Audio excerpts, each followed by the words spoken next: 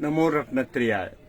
आदरणीय कल्याण मित्रहरू, वज्रयान बौद्ध शिक्षाको 231औं श्रृंखलामा यहाँहरूमा स्वागत गर्दछु। म राजेन्द्र मान बजाचार्य। दैनिक साँझ 6 बजेदेखि 6:30 बजेसम्म नेपाली भाषामा र 6:30 देखि 7 बजेसम्म अंग्रेजी भाषामा प्रसारण हुँदै आइरहेको वज्रयान बौद्ध शिक्षा निरन्तर रूपमा 28औं श्रृंखलाको रूपमा नाम संगीतिको व्याख्या विश्लेषणमा रहेको छु र विगत 4 दिनदेखि नाम संगीतिको 5औं परिवर्त अर्थात 5औं अध्याय सुविशुद्ध धर्म धातु ज्ञान गाथा पञ्चविंशतिको बारेमा जानकारी गराएर आइरहेको थिएँ र आज पनि यसैलाई निरन्तरता दिने प्रणका साथ म तपाईहरु सामु फेसबुक प्रत्यक्ष प्रसारणमा आइसकेको छु। My dear Dhamma friends and followers, I would like to welcome all of you in Vajrayana Buddhist Education 231 episode. In this episode, I am continuing the Nama Sangiti description. Since 27 episodes, I am elaborately describing the Nama Sangiti, and since 4 episodes, I am elaborately discussing and describing about the Subhishuddha Dharma Dhatu Jnana Gatha Panchavinshati. From 6 to 6:30, it will be in Nepali language, and 6:30 to 7 p.m. Nepali Standard Time in English language. So, please stay from 6 to 7 p.m. Nepali Standard Time to have viewed and to gain the knowledge about Vajrayana Buddhism and its different recitation, textures and scripts. So, first of all, I would like to explain, and today I would like to start in Nepali language first from the 9th paragraph of 5th chapter, Subhishuddha Dharma Dhatu Jnana Gatha. आदरणीय कल्याण मित्रहरू, हिजोसम्ममा सुविशुद्ध ज्ञान गाथा को अर्थात सुविशुद्ध धर्म धातु ज्ञान गाथा को 25 वटा पंक्ति मध्ये 8 वटा पंक्तिलाई व्याख्या विश्लेषण गरेर यहाँलाई जानकारी गराइसकेको थिएँ र आज 9औं ज्ञान गाथालाई वाचन गरेर यहाँलाई सुनाए पश्चात यो ज्ञान गाथा अर्थात 9औं ज्ञान गाथामा के उल्लेख भएको छ भन्ने कुरालाई व्याख्या विश्लेषणतर्फ यहाँहरु समक्ष लागि पर्ने मैले विचार गरेको छु। 9औं पंक्तिको सुविशुद्ध धर्म धातु ज्ञान गाथामा वागी स्वभावपति वाग्वी वाचस निरन्तर नगी सत्यवाक सत्यवादी छ चत्तु सत्यापदेशक भनेर उल्लेख भएको छ। अब यसरी उल्लेख भएको यो ज्ञान गाथाले के भन्छ त? सर्वप्रथम त हामीले यसलाई सरसर्ती रूपमा यसलाई हुबहु अनुवाद गर्ने हो भने यो 9औं पंक्तिले के भन्छ भन्दाखेरि श्रद्धेय जुन चाहिँ सत्य का गुरु अर्थात सत्य कुरा बोल्ने सत्य वचनमा अघि सर्ने अनन्त वाणीका धारक श्रद्धेय वाचस्पतिलाई सम्झना गरेको पाउँछौं।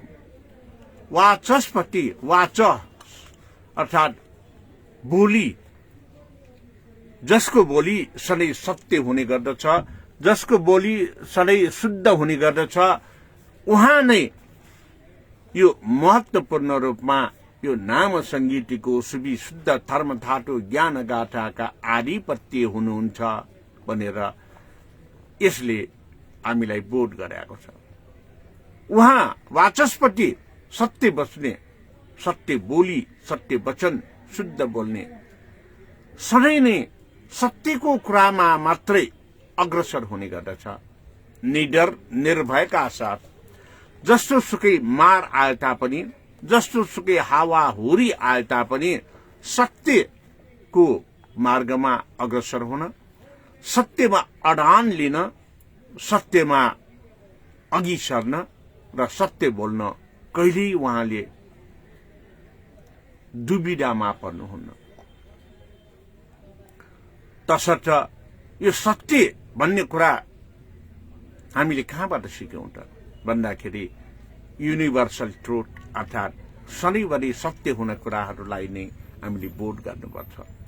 यसरी यो सत्यका कुराहरू लाई लिँदाखेरि हामीले चतु सत्य अर्थात चार आर्य सत्य, चतु आर्य सत्यलाई बोध गर्नुपर्छ।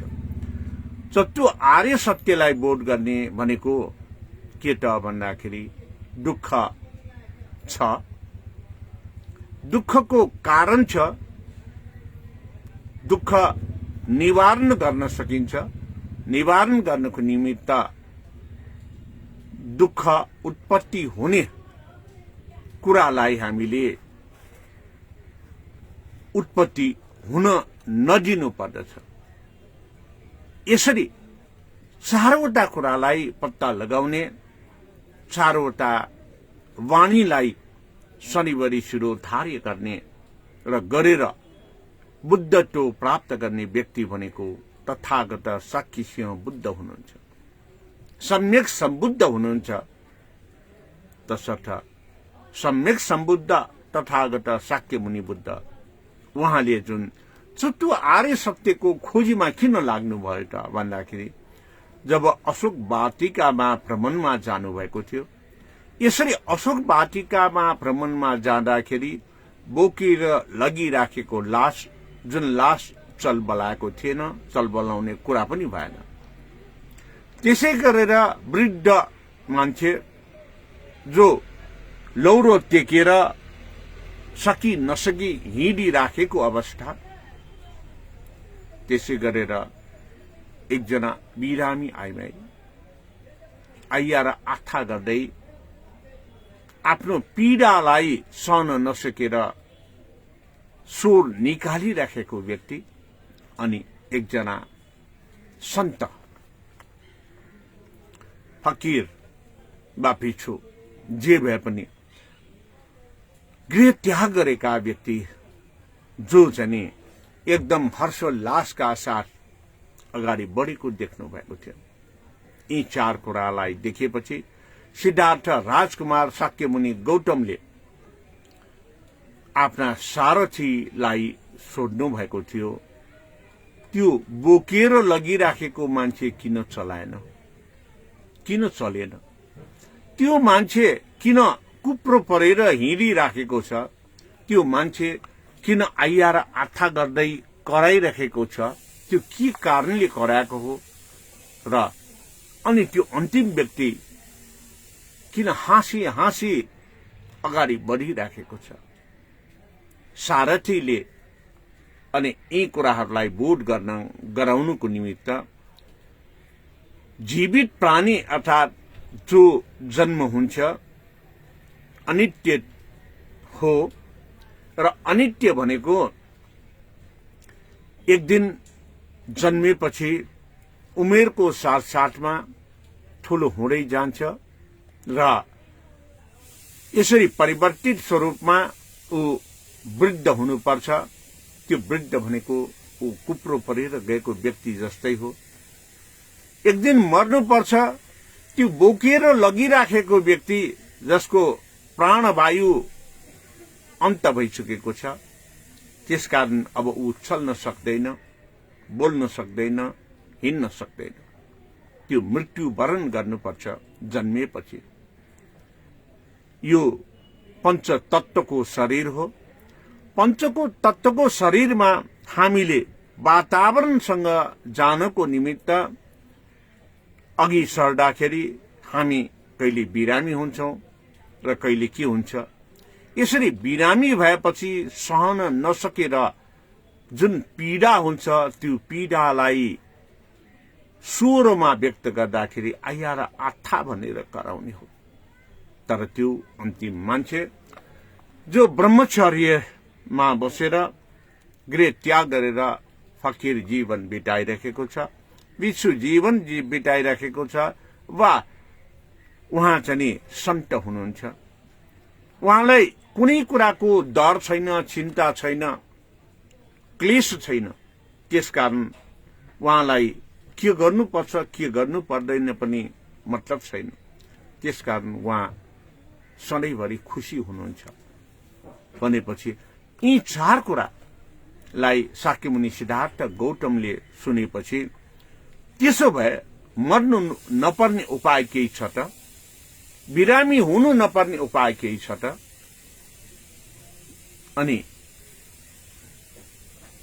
त्यसरी मर्नु नपर्ने, बिरामी हुनु नपर्ने, वृद्ध हुनु नपर्ने केही छ त, अथवा सधैँभरि हामीले खुशीका साथ हिँड्न सक्ने कुनै उपाय छ त भन्ने कुरामा खोजी नीति गर्न थाल्नुभयो।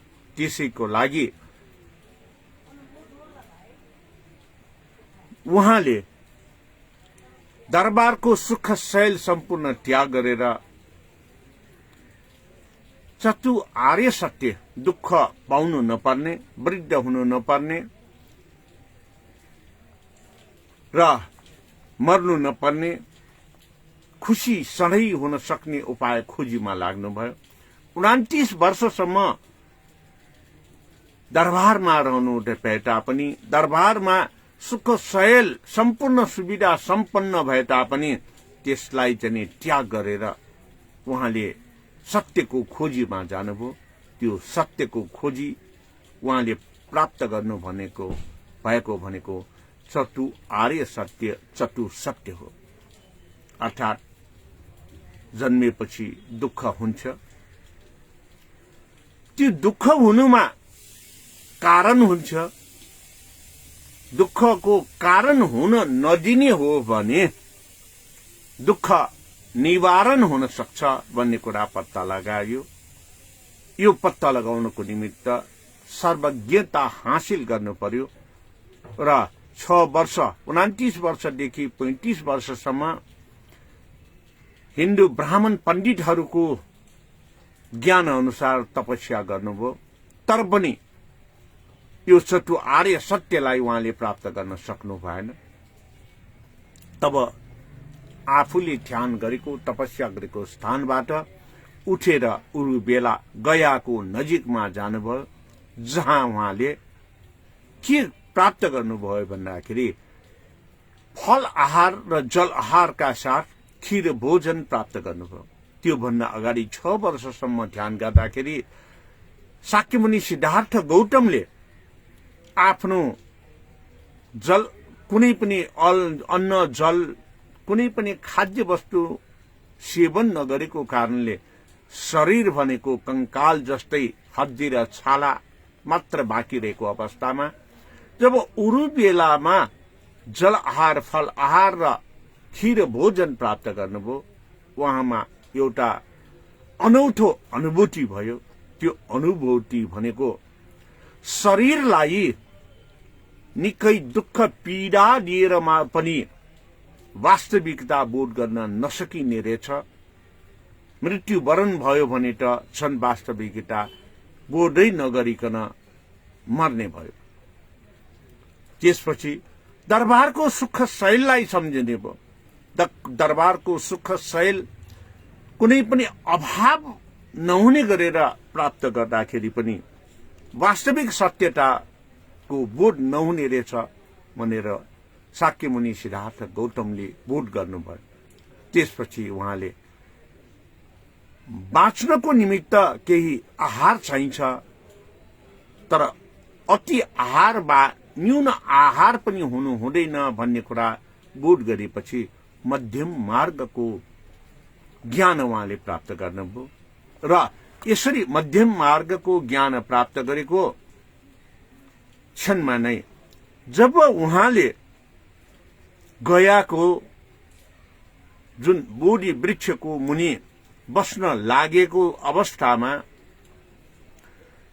त्यहाँका स्थानीय बासिन्दाले खर ओछ्याइदिए।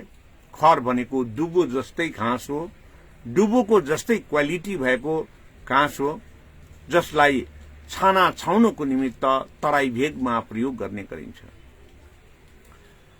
र खर ओछ्याइदिएपछि त्यो खरमा बस्नुभयो र उहाँले अनि पल्यौटी कसेर ध्यानमा बस्न खोज्यो र ध्यानमा बस्दाखेरि यो ज्ञान मुद्रालाई बुढी औंलाको यो बीचमा र चोर औंलाको यो बीचमा यसरी जोडेर उहाँले चाहिँ नि आफ्नो हातलाई, एउटा हात यो अभय मुद्रामा र अर्को हात यसरी ध्यान मुद्रामा जुन नाइटोनिर राखेर उहाँ बस्नुभयो।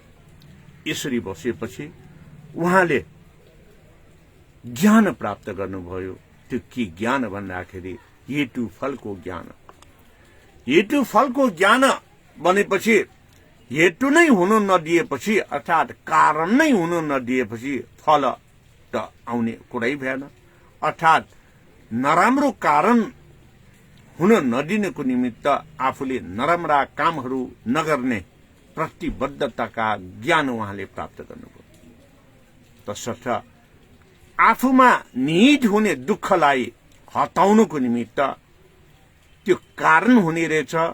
हेतु फलको कारण आफूले गरेको अन्याय, अत्याचार, हिंसा आदि, चोरी चकारीको कारणले आफूले दुःख प्राप्त गर्ने रहेछ भनेर बोध गरेपछि अब चोरी नगर्ने, हिंसा नगर्ने, दुराचारी नहुने र यस्तै जने अकुशलादी कर्मबाट टाढा हुनुपर्छ। यो टाढा हुनु भनेको नै हेतु हुन नदिने हो भनेर उहाँले जानकारी प्राप्त गर्नुभयो। यसरी प्राप्त गरिसकेपछि उहाँले अब पुनर्जन्म किन हुन्छ त भन्ने कुरामा पनि बोध गर्नुभयो। हेतु भएपछि, कारण भएपछि उत्पत्ति हुन्छ, उत्पत्ति भएपछि विनाश हुनुपर्छ। हेतु भएपछि उत्पत्ति हुन्छ भनेको जन्मनु पर्छ, जन्मिएपछि मर्नुपर्छ भन्ने ज्ञान पनि बोध गर्नुभयो। यसरी यो ज्ञानलाई बोध गरिसकेपछि शाक्यमुनि सिद्धार्थ गौतमले अनि जन्म नै नपर्ने उपाय खोज्नुभयो। त्यो भनेको हेतु नै हुन नदिने, अर्थात् कुनै पनि अकुशलादी वा कुशलादी कर्म हुन नदिने।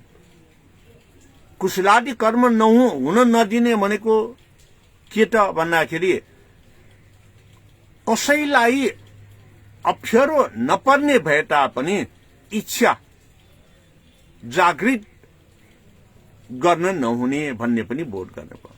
इच्छा जागृत गर्न नहुने भनेको जस्तो कि बोधिसत्व, तथागत बोधिसत्व लोकेश्वरहरूले इच्छा व्यक्त गर्छन्। त्यो इच्छा के भन्दाखेरि सकारात्मक इच्छा, अरूको हित र उद्धार गर्ने इच्छा। जबसम्म संसारमा कोही पनि जीव जन्तुले, मानिसले दुःख पाइराखेको हुन्छ तबसम्म म पुनर्जन्म लिएर भए पनि ती दुःख पाएका जीवित प्राणीको उद्धार गर्न म बारम्बार जन्म लिनेछु भनेर इच्छा व्यक्त गर्ने। लोकेश्वर बोधिसत्व, तथागत बोधिसत्वले यस्तो इच्छा व्यक्त गरेपछि उहाँहरू पुनर्जन्म हुने भयो। पुनर्जन्म भएपछि अरूको हित र उद्धार गर्दाखेरि पनि जन्म नै दुःख हो। त्यसैले मानिस जन्मने बेलामा रोएर जन्मन्छ। बोध भएकाहरू रुन पर्दैन, रुने गर्दैन। जस्तो कि शाक्यमुनि गौतम जन्मिँदाखेरि रुनु भएको थिएन। तसर्थ यो जन्म नै लिनु नपर्नेको निमित्त के भन्दाखेरि कुनै पनि इच्छा नै राख्न नहुने वा अकुशलादी काम गर्न नहुने भनेर शाक्यमुनि सिद्धार्थ गौतमले बोध गरेपछि 84 लाख जन्म पश्चात उहाँले प्राप्त गरेको यो चारवटा ज्ञानलाई नै चतु आर्य सत्य भनेर भन्ने गरिन्छ। यो चतु आर्य सत्यसम्म प्राप्त गर्नको निमित्त चतु ब्रह्म विहारमा अग्रसर हुन सक्नुपर्ने, आर्य अष्टाङ्गिक मार्गमा अग्रसर हुनुपर्ने अनि त्रयोदश भूमिमा पदार्पण हुनुपर्ने, सर्वज्ञता हुनुपर्ने। यो सर्वज्ञता भइसकेपछि यो सम्पूर्ण ज्ञानहरू प्राप्त गरेकै कारणले सम्पूर्ण शीलमा पर्ने हुँदाखेरि पुनर्जन्म हुनु पर्दैन भन्ने बोध गरेपछि सिद्धार्थ शाक्यमुनि बुद्ध हुनुभयो।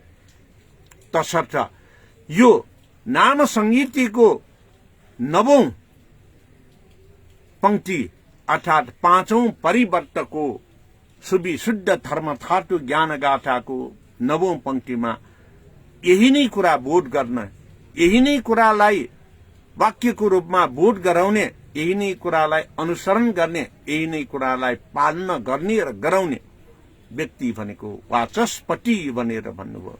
वाचस्पति भनेको वागीश्वर हो, उहाँले कहिल्यै झुट बोल्नुहुन्न।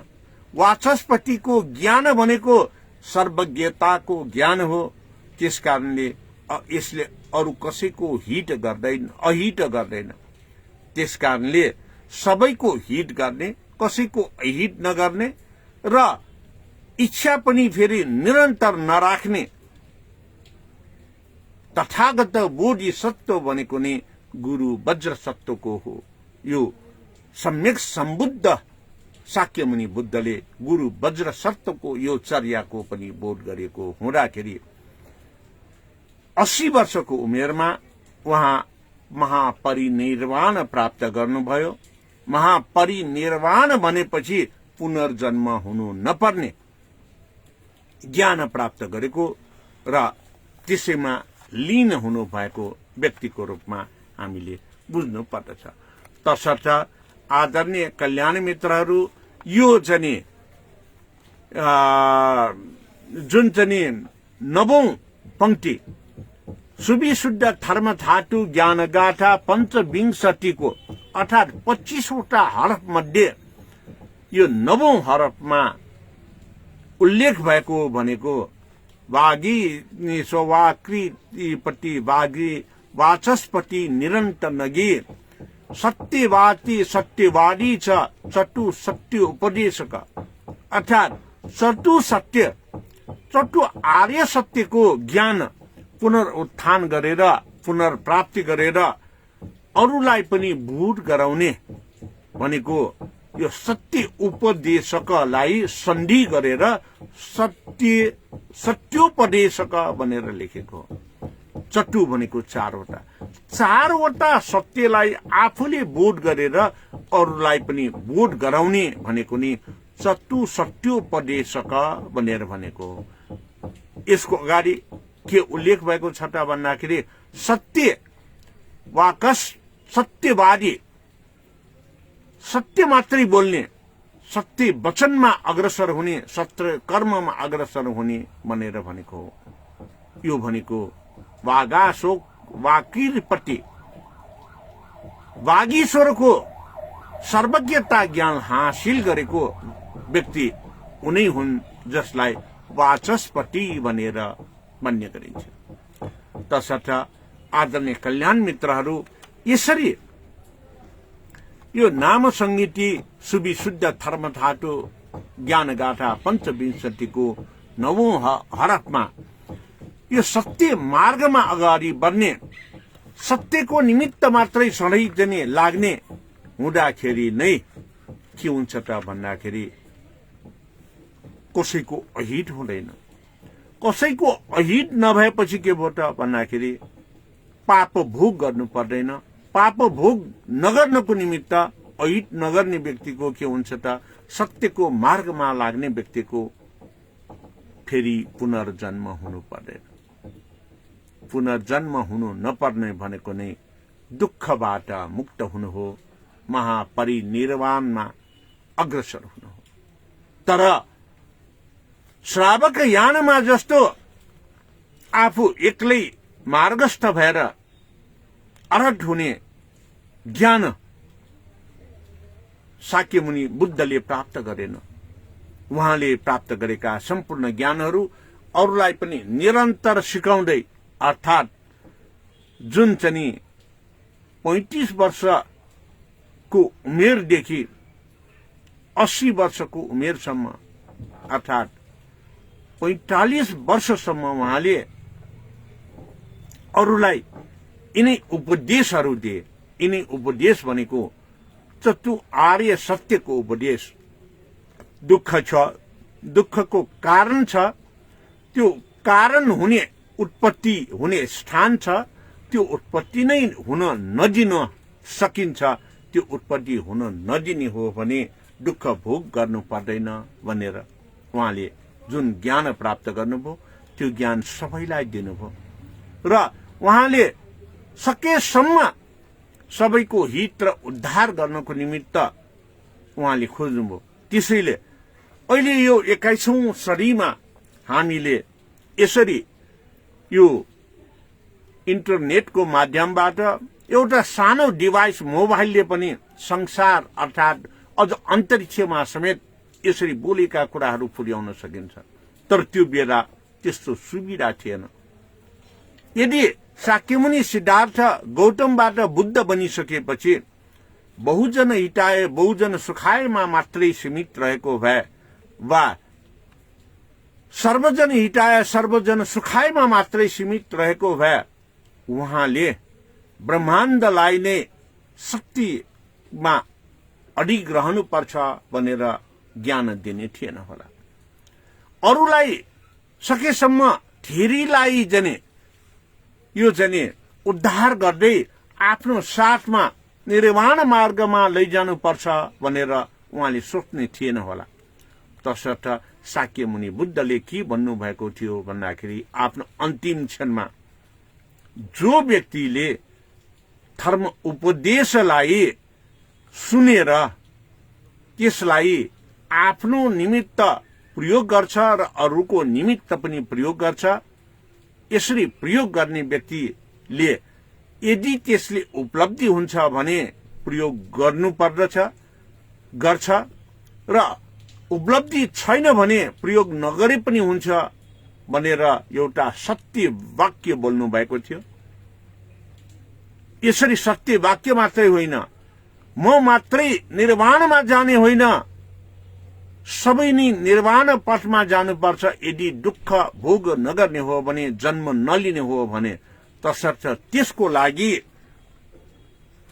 यदि सत्य कुरालाई सही ढंगले आफूले पनि पालना गर्दै अरूलाई पनि पालना गर्छ भने त्यो व्यक्ति सधैँ नै मसँग रहेको आभास हुन्छ भनेर बुद्धले चाहिँ एउटा सत्यक रूपमा महत्वपूर्ण सत्य वचन दिनुभयो, जसको कारणले सही कुरालाई पालना गर्दै अगाडि जाने क्रममा यो 21औं सदीको समयसम्म पनि, अति वैज्ञानिक भनेको समयसम्म पनि बुद्ध धर्मलाई उछिन्ने कुनै अरू धर्म देखा परेन। बुद्ध धर्म, बुद्ध ज्ञानलाई उछिन्ने अरू कुनै ज्ञान प्राप्त भएन। 84,000 धर्म स्कन्धहरू, जुन 84 लाख जुनी पछि बुद्धले आफ्नो बुद्धवाणी वचनबाट धर्म देशना गर्नुभएको थियो। त्यो धर्म देशना गरेका ग्रन्थहरू अहिले पनि सब कुरा चाहिँ पढ्न र बुझ्न सक्ने, जान्न सकेका व्यक्तिहरू कोही पनि छैन। तसर्थ यसरी सर्वज्ञता हासिल गरेर आफूको साथसाथै अरूलाई पनि निर्माण मार्गमा लैजान प्रोत्साहित गर्ने व्यक्ति नै शाक्य मुनि बुद्ध हो, तथागत बोधिसत्व हो। र त्यसैले तथागत शाक्य सिंह बुद्ध भनेर पनि भन्ने गर्दछ। उहाँ नै गुरु वज्र सत्वको चर्यामा रहनुहुने महत्वपूर्ण श्रद्धेय व्यक्तित्व हुनुहुन्छ। उहाँको ज्ञान भनेको वाचस्पति ज्ञान वागीश्वरको ज्ञान हो। वागीश्वर वाचस्पतिको ज्ञान भनेको सर्वज्ञताको ज्ञान हो। सर्वज्ञताको ज्ञान भनेको महामञ्जुश्री गुरुको ज्ञान हो। त्यसैले वज्रयान बौद्ध परम्परामा सधैँभरि के भन्ने गर्दछ भन्दाखेरि कुनै पनि धर्मशास्त्र ग्रन्थ सूत्र आदिको व्याख्या विश्लेषण गर्ने बेलामा वागीश्वरको ज्ञान भनेर भन्ने गर्छ।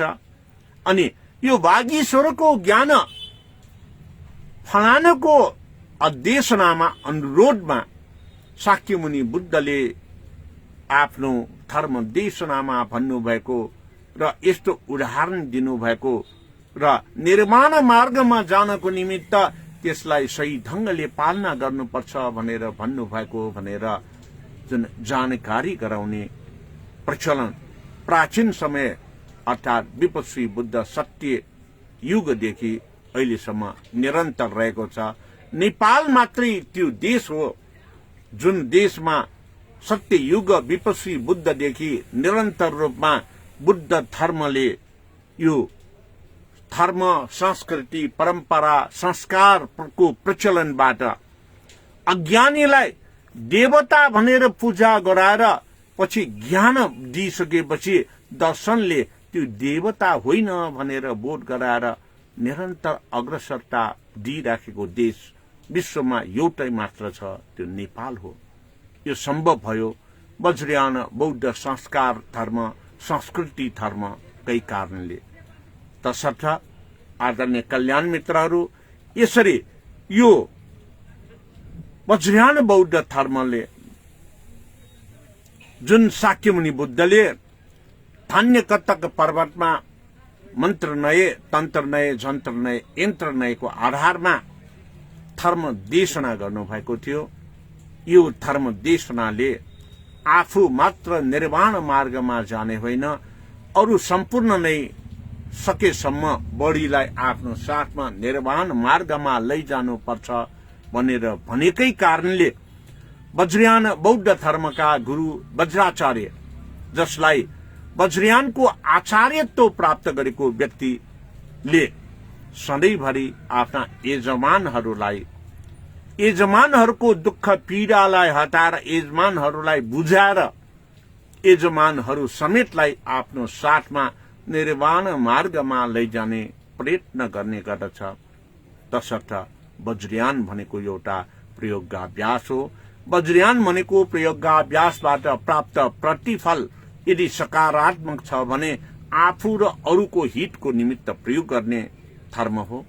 वज्रयानको सकारात्मक गुणकै कारणले आफूले र अरूलाई प्रयोग गराएर निर्वाण मार्गमा साथसाथै लैजाने हुँदाखेरि नै छिटो छरिटो छोटो बाटोबाट यही जुनीमा बुद्धत्व प्राप्ति मार्गमा लैजाने ज्ञान हो। यही ज्ञानलाई यो सुविशुद्ध धर्मधातु ज्ञान गाथाको 9औं पंक्तिमा यो चाहिँ उल्लेख गरेको हामी पाउँछौं। हो आदरणीय कल्याण मित्रहरू, तसर्थ कुनै पनि धर्मलाई आफूले अनुसरण गर्दाखेरि त्यो धर्मका विशेषताहरू गुणहरू र धर्मले गर्ने कल्याण कुराहरूलाई हामीले बोध गर्नुपर्छ। अन्धभक्त भएर हामी अंगुलीमाल बन्नु हुँदैन। कहिलेकाहीँ मानव हो, गुरुले पनि गल्ती गर्न सक्छ। यदि गुरुले गल्ती गरेको छ र गल्ती निर्देशन दिएको छ भने एउटा कानले सुनेर अर्को कानले त्यो चाहिँ उडाइदिनुपर्छ। सही मार्गस्थ गर्ने वाचस्पति सत्यवादी सत्यवाचस्पति गर्ने बोध गराउने कुरालाई मात्र चिन्तन मनन गरेर त्यसलाई अझ शुद्धिकरण गर्दै अरूलाई ज्ञान दिनु सक्नु पर्दछ। यही नै यो 9औं पंक्तिले हामीलाई दिन खोजेको ज्ञान हो। यति नै भन्दै आजको यो ज्ञान सुविशुद्ध धर्म धातु ज्ञान गाथाको 9औं पंक्तिको विश्लेषण सहित नेपाली भाषाको प्रसारणलाई यही नै अन्त गर्दछु र मलाई विश्वास छ यहाँहरूले अंग्रेजी भाषाको प्रसारण पनि हेरिदिनु हुनेछ र यो प्रसारण लाई तपाईहरुले अरूलाई आफ्ना छरछिमेक नातेदार परिवार अनि साथीभाइ सम्पूर्णलाई शेयर गरेर जानकारी गराउनु हुनेछ। यही नै सत्यवादी सत्य मार्गको मार्गस्थ हुने एउटा महत्त्वपूर्ण ज्ञान हो भन्दै नेपाली भाषाबाट बिदा गर्नुहुँदै अंग्रेजी भाषामा प्रवेश हुन चाहन्छु। भवतु सर्वमंगलम नेपाली भाषाबाट। I welcome again all my Dhamma friends and followers in Vajrayana Buddhism 231 episode. Just before, I have elaborately described you in Nepali language about Subhishuddha Dharmathatu Jnanagata Panchavingsati's 9th paragraph. In this 9th paragraph among 25 paragraphs, it describes that Bagi Sovakpatir Vagni, Bagi Sovakpatir Varmi, Vachaspati na Tagi, Satya Vaka Satya Vadicha, Chatu Satya Upadesaka. This paragraph, this sentence tells us that we must be in right path. Always we must do the right things. Always we must speak, and our vision should be in the right track.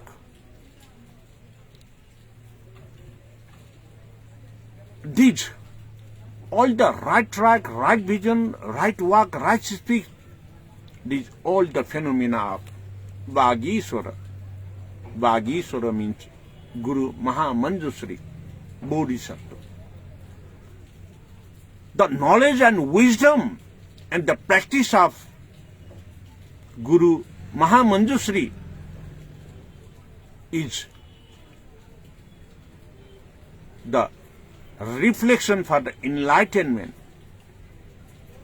Who practice thoroughly, he will be in the enlightenment and liberated from all the sufferings. It doesn't have to rebirth again, because rebirth is the suffering to have. So, Bagi Sovakpatir Vagni, the sayings, the thoughts, the vision, the practices, all in the right vision, right track, right vision, right walk, everything. And Vachaspati Naganti, Vachaspati Ira Nantagi, the person whom are always in the right track with truth, with the universal truth, he is known as Vachaspati.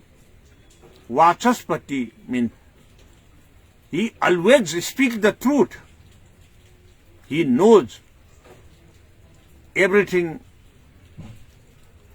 for the universal truth. He do the actions only for the benefit of others truly.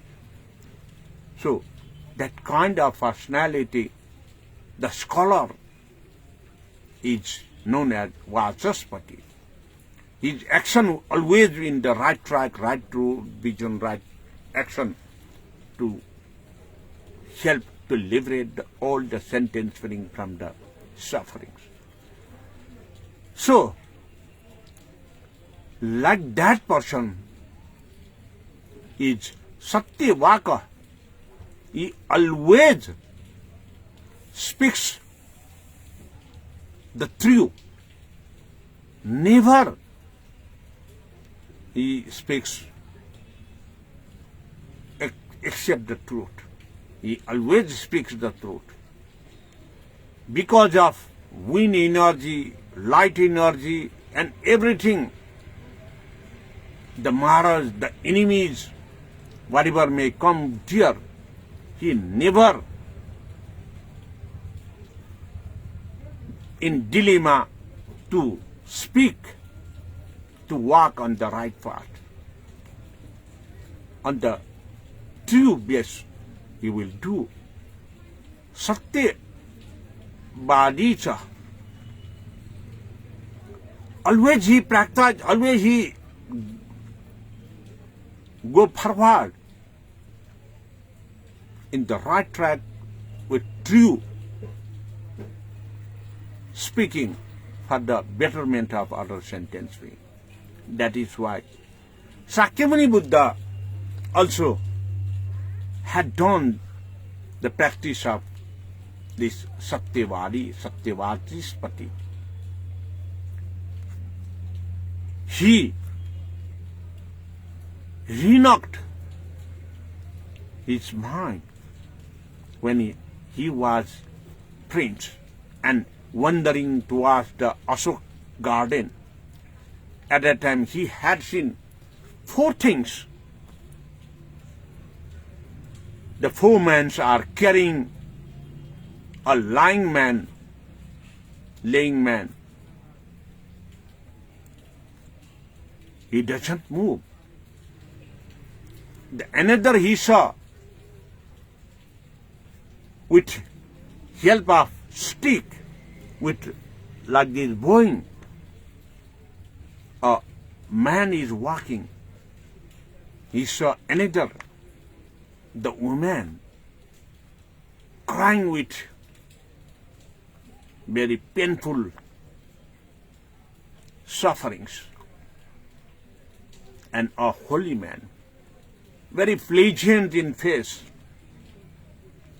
He doesn't have any sufferings, he doesn't have any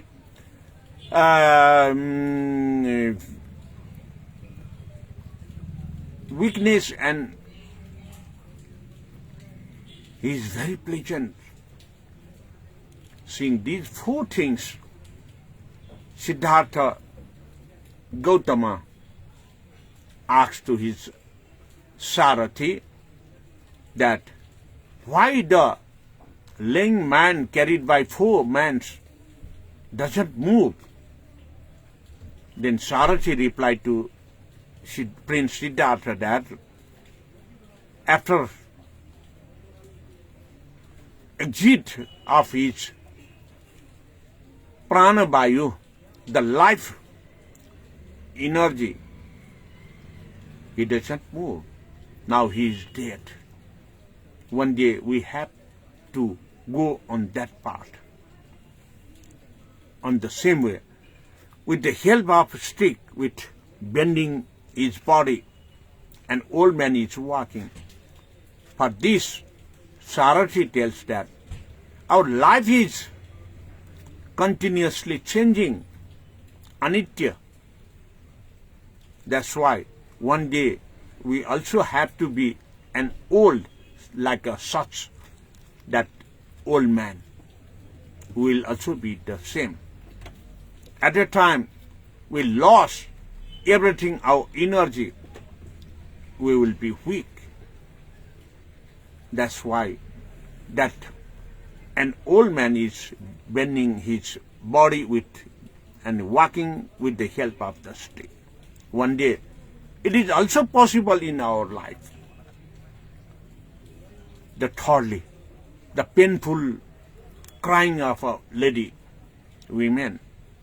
For this, Sarathi answered to the Sakyamuni Siddhartha Gautama, the prince, that she is a lady, the woman, because of sickness, she is getting very pain in her body. That's why she could not bear the pains. That is why she is crying. it is happen in our body because our body is made from 5 elements.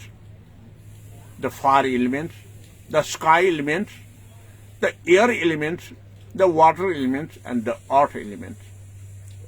When there will be some imbalancing in 5 elements in our body, we will be such a lady's pain we should face. In this way, at last, Sakyamuni Siddhartha Gautama asks about the holy man. Why is so cheerful he was? Then the Sarathi replied to Sakyamuni Siddhartha Gautama that he is a holy man. He doesn't have to look, he doesn't have to take care of his family and the society. He is free from all the attachments. That's why every time he was very pleasant. After hearing these 4 things and the cause of 4 things, Siddhartha, Prince Siddhartha, dwelling in his mind, could I stop these all 4 things being? If so, I have to search for that. Then he left at the age of 29. He left the palace with all the facilitation of the royal courtesy. For the sake of to understand, is there any possibility not to die? Is there any possibility not to have painful sickness? If there any possibility not to grow and old? Ever been, we must, if there is any matter, we should have like such a pleasant life. In search of these 4 things, he had left the palace and with the Hindu guru's help, he had meditated for 6 years, but he could not get answer for his queries. Then he get up from that place where he sat for the tapasya, the meditation according to the Hinduism. Then he reached to the Urubela nearby the Gaya. At a time when the peoples of that Gaya saw the Sakyamuni Siddhartha in their mind, they feel very sad. The peoples of Gaya, Urubela, they offer Sakyamuni Siddhartha the water, the fruits, and Sujata offered Chira Bhojana. Having water, fruits, and the Chira Bhojana, Siddhartha Gautama feels little bit easy in his life. Then in this period he find out that our body must not be tortured much more, and our body must not be sophisticated like a royal courtesy facilitation. We must always in the middle part. So in this period, when he learned we must on the middle part, then he had gone to set for meditation to find out by himself. In this position, the Siddhartha is in practice of Pratyeka Buddha Yana, Pratyeka Bodhi Yana. At a time, he has no teacher, no guru. He himself try to find out the four causes to not to have. When he wants to sit under the people tree, Bodhi tree, then a person hurriedly came over there and he placed a khara grass. It is just like the Sinondendram situ grass. And he sat on that khara grass. He meditated himself with like this posture, Jnana Mudra. On the thumbnails, the nail and skin, the center part and this arrow nail fingers, the center part to join like this and two up or three fingers. With this position in Abhaya Mudra, with protection and posture, he meditated for 6 days. Within the 6 days, he gained the full noble truth. Sattu Arya Satya. Sattu Satya he visualized the Chatu Satya, full noble truth. That after born, we must have to face the sufferings, dukkha satya. The sufferings arises because of our action in cause, that is here to follow. And if we are in the right track, right vision, then there is no need to reborn again. So, if we don't have any cause to get rebirth, we won't be rebirth. Because rebirth is to face the problem. It means when we get rebirth, then we are in the miserable world.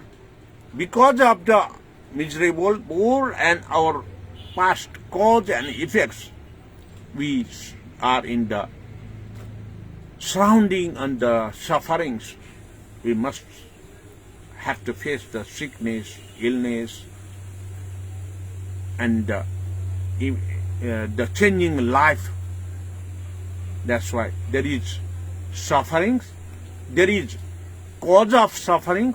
If we have stopped the cause not to rebirth, then it is the main knowledge and wisdom we walked on the path to the nirvana, the enlightenment. That's why gaining this knowledge by Shakyamuni, Siddhartha Gautama, he became Tathagata Sakya Siha Buddha. Tathagata Sakya Siha Buddha means Tathagata, the person who always walk with right vision, on the right track to help all the sentient beings. Always he is on the path of universal truth. Tathagata means to walk on the true nature, true path, right vision, right speak. Sakya Siha, he belongs to the Sakya dynasty. Siha means without fear, fearless person. Because Shakyamuni Buddha have gained at that time all the knowledges, whatever he needs to stop the rebirth. That is why he is called the Samyak Sambuddha. Samyak Sambuddha means the person who have knowledge of everything, nothing that is left to know. Everything he knows. That kind of scholar is known as Sarvajna Samyak Sambuddha. So Sakyamuni Buddha walked truly on that path. That is why Sakya Siha Tathagata Buddha name is given to Sakyamuni Buddha as well. So in this 9th paragraph of Subhishuddha Dharmadhatu Jnanagatha, it tells us Satya Vaka Satyavadi Cha. Every time Sakyamuni Buddha walk on the path of right path, right vision, right speak, true vision, true matter, he leads all the peoples whom are getting the sufferings.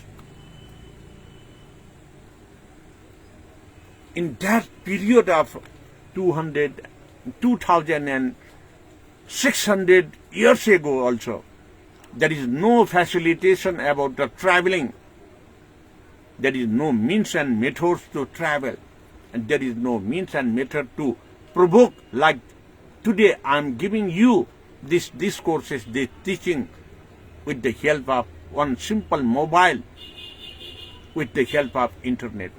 It is spread in the universe, but at a time like this facilities isn't there.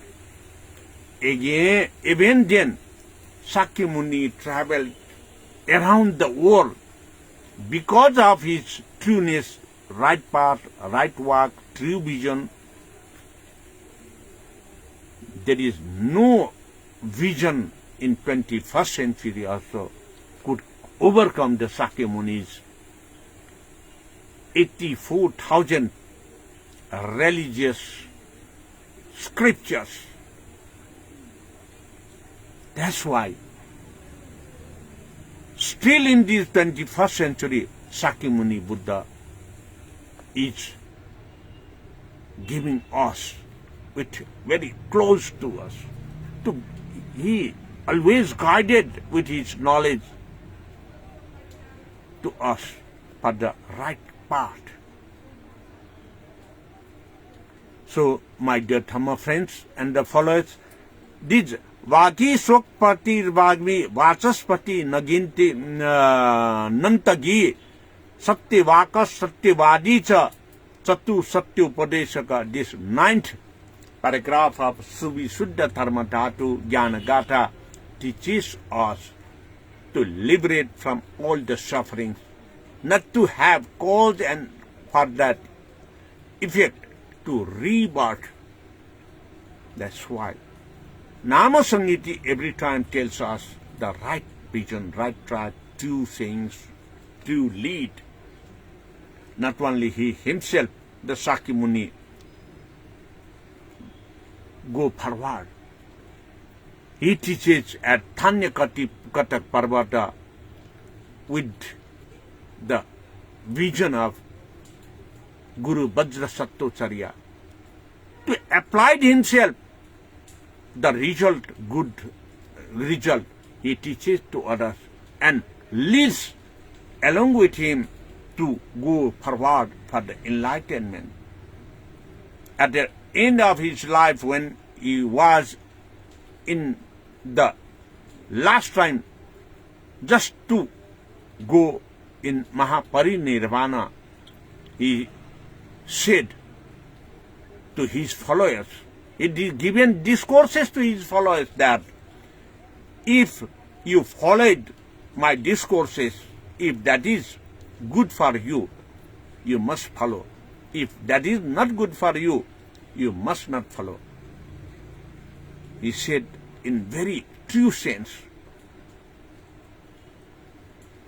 And another thing he had given discourses to his followers that when you are not following my discourses, even that is good for your life, I am not with you. Even we are living together. If you followed the right track, right vision, true track, ever been with you, all the followers, though I am not in physically in this position. That's why this 9th paragraph of Subhishuddha Dharmatatu Jnanagatha used to teach this knowledge, wisdom with thoughtful and mindful teachings to liberate from the sufferings, not to rebirth in this miserable world. It is said with Tantra Naye, Mantra Naye, Jantra Naye, and Yantra Naye teachings at Thanyakataka Parvata by Shakyamuni Buddha to all his followers at that place. That is the practice of Vajrayana Buddhism. So, my dear Dhamma friends and followers, I will definitely continue this elaborated explanation tomorrow as well, until I could do. Every time I used to say that I will do whatever I can. I will do whenever I could. I will continue till when I can continue. This is my dedicated commitment. It means जति सकिन्छ त्यति गर्ने, जहाँ सकिन्छ त्यहाँ गर्ने, जसलाई सकिन्छ त्यसलाई उद्धार गर्ने. It means, again I want to repeat that I will do for the liberation of the sentient being suffering and preservation of the nature and natural environment whenever, wherever, whatever position I could, I will do. It's my dedicated commitment for you all, my Dhamma friends and followers. Thank you very much. Have a good night and sound sleep. Bhavatu Sarva Mangalam.